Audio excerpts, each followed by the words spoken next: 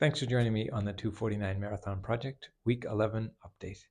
In this video, I'll discuss all of the training sessions that I did get in on Week 11, and I'll also discuss the key metrics and where exactly I am in the 249 Marathon Project up to this point. Considering we only have 5 full weeks to go, it's really getting into crunch time, and some of the most important training sessions in the entire training block are coming up. So I'll kind of give you an update as to how I'm feeling in regards to the training in general. Just wanted to mention, if you enjoy this content, maybe you're training for a marathon yourself, maybe you're a runner, you've been following along with the 249 Marathon Project, I'd greatly appreciate you hitting that subscribe button. It doesn't cost you anything. You won't get spammed with emails or anything. It's just a little something, a tiny little something that you can do to help me out by putting this 249 Marathon Project in front of a few more people, holding me a little bit more accountable, and hopefully making it a little tiny bit more achievable for me. So I'd really appreciate it. So where am I at after 11 weeks of training? Good question. Maybe you've been following along in the 249 Marathon Project. If you have, you know, from about week 7 through about 10, I was suffering from some low energy, struggling to get out of bed in the morning, some 11 hours of sleep at a time. That is completely out of character for me. That's not normally how my body reacts. So I was a bit concerned. I was having a real hard time hitting my paces on my harder runs. I was feeling just wiped out from my medium long runs. Nothing was really clicking. So I did schedule a blood test, which I did get done. In the meantime, between the time that I was starting to suffer and I got my blood test, I had quite a few suggestions that it's possible that it was my iron levels. About 10 days before the blood test, I started supplementing with iron. When I got my blood test back last week, the results showed that my iron levels had just squeaked in to the healthy level. So it was still very low, but it was in the healthy window. So that tells me after 10 days of supplementing with iron and me just squeaking in, that is obviously an iron deficiency. So I'm really pleased. Since the middle of last week or so, my energy level has been so much better, and it has shown in every aspect of life at the minute. So that was a real positive thing. Second thing that happened last week that I'm pleased to say is feeling a lot better is my adductor. I was very concerned about my adductor on the right side. As I mentioned before, I missed 10 months in 2021 due to 2 torn adductors. Seeing a specialist, getting the MRIs done, it took me the better part of a year to get back to running. And I'm very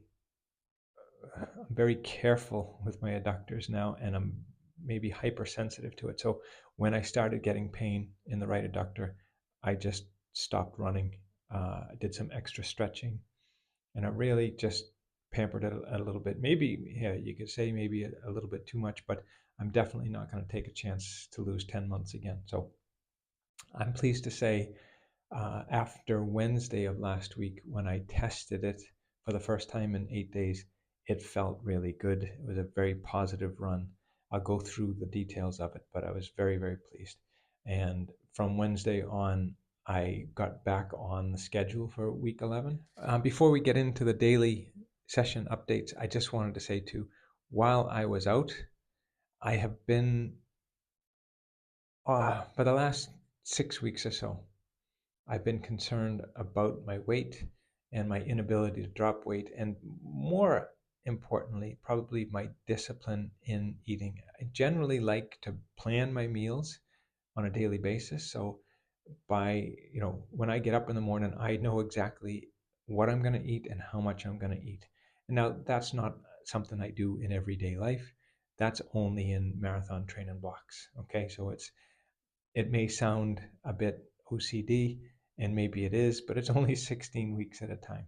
So I had been planning my meals, but I wasn't sticking to it for a number of weeks, and my weight was going down a wee bit. I made an extra effort this week. And a lot of people would say it's an unhealthy way to go. Um, it's something that I have experimented with my body. I'm very comfortable with even full day fasting, 2 days fasting. I've done these things just to see how my body reacts. Now, I didn't do full day fasting. However, you will see in the metrics on a daily basis that there were a few days at the beginning of week 11 that I had very low calories. That was done for the most part on purpose. Mondays are a tough day for eating for me because I spend so much time creating the the weekly update video, and I'm sitting at my computer for hours and hours and hours, mostly because I'm not a video editor, right? But anyway, I just wanted to mention that if you do notice that the calorie counts and my protein intake is very low for a few days this week, keep in mind I wasn't fueling any running. I was fueling my recovery. So Monday was a rest day anyway. I didn't run. I did go for a walk. I got my strength training in, but I did not run. Tuesday was supposed to be an 11 miler or an 18K. I did not run on Tuesday. However, Tuesday I did feel as though I was making good progress and my body was healing up. I did, my normal strength training and I did some extra stretching. And by the end of day Tuesday, I felt like I was ready to go for a run on Wednesday and try it out. So we'll skip over to Wednesday. Wednesday, I did go for a run. I planned on doing a nice, easy 5K. And as I went to the normal turnaround point at 2.5K, I felt really good. The weather was agreeable, so I decided to stretch it out. Instead of 5K, I did 4 miles. So I continued on for another half a mile before I turned around. And I have to say, I was completely recharged. I felt like I was back on target and things were starting to turn around in my favor.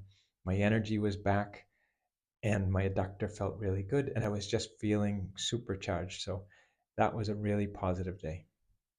Thursday was supposed to be a 13 miler easy or 21K. Because I'm coming back from an injury, I decided a rest day was more appropriate after doing 4 miles. I'm very conscious of coming back and maybe pushing a little too hard too soon. So I gave myself an extra rest day. And so Thursday I did not run. Having only missed 8 days of training, I decided on Friday I'm just going to pick up where I left off and just see how it goes.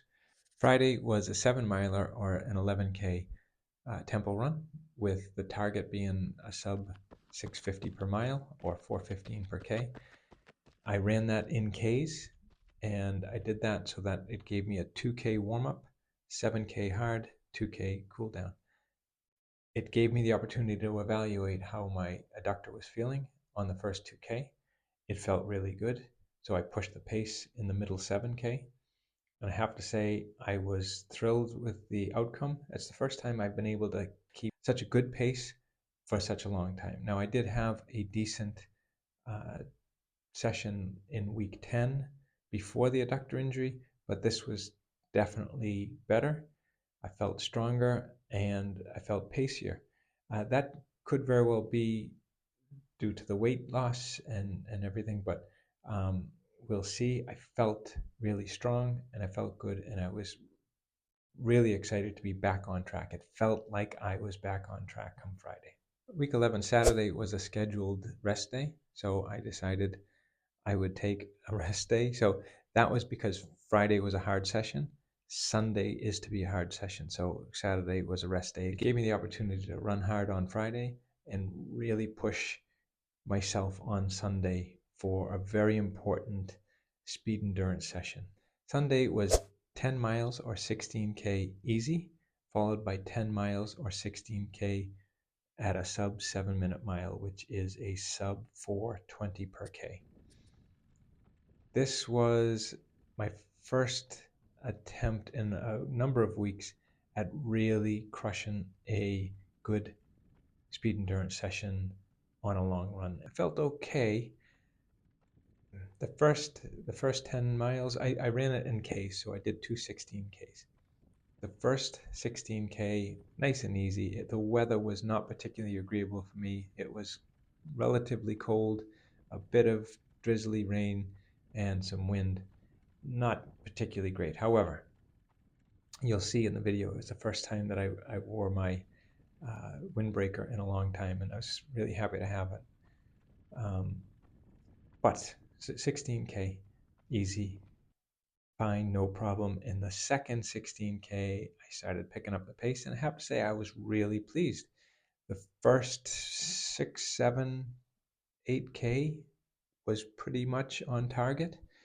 The last bit, I had to run through a crowd of cyclists and trucks and horses and things. It really slowed me down over a wee bit, and it was more of an undulating course.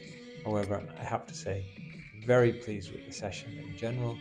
It didn't necessarily hit the target pace, but it was definitely one of the better long runs that I've had on a Sunday that had some pacey miles in it. Very pleased with that. That's the week 11 update on the daily sessions. Now let's talk about the metrics. I mentioned briefly about weight. My weight was down 3 pounds during the week, which I was very grateful for. It's been a while since I've seen the scales move, that much. That's about 1.2 kilograms. Yeah, I need it. I need to get into the 140s, and I will continue to be vigilant with my calorie intake. Not as strict as I was at the beginning of the week. I needed some kind of impetus to get this machine working again, and I think that really did it.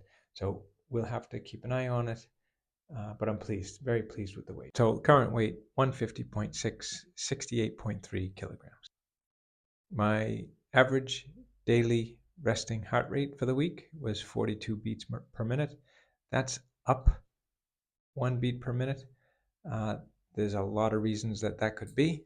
I'm not worried about it. 42 is still okay. I think over the next few weeks, we'll see that drop down to 39 or 40 is generally where I like to be come race day or race week. So I've mentioned that I have started taking my daily heart rate variability reading. I have to take that manually. My watch doesn't do it. My watch does do it. However, it doesn't report it to me, and I have no way to pull that data out easily. So I take a manual reading at the same time every morning, rested, sitting at my desk, not moving, generally in a relaxed state.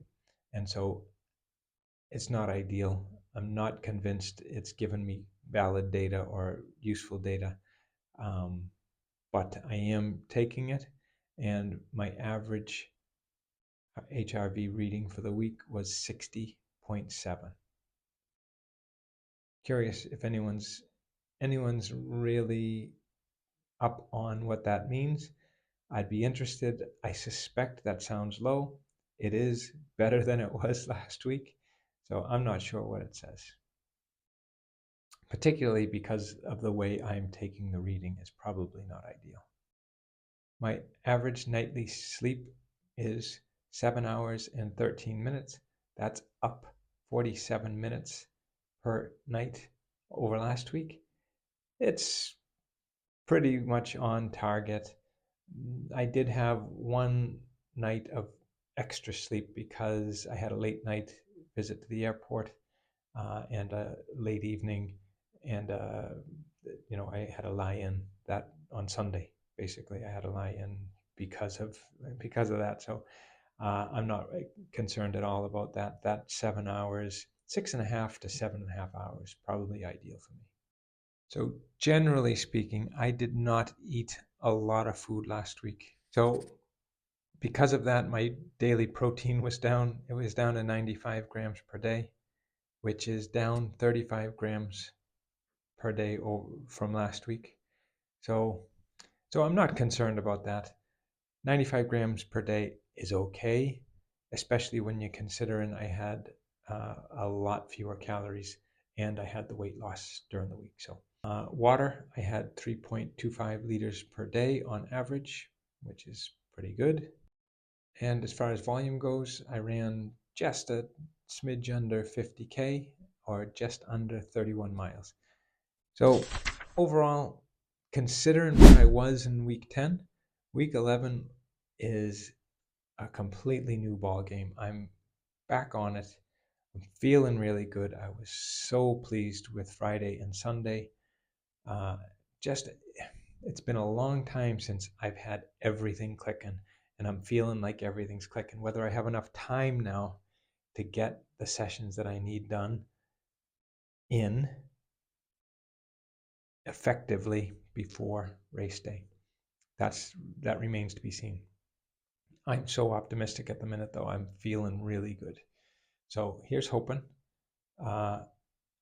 That's all I have at the minute. So that's all I have. Thanks for sticking around. I will see you on Friday with the week 13 training sessions. And until then, have a great week of running, and I'll see you then.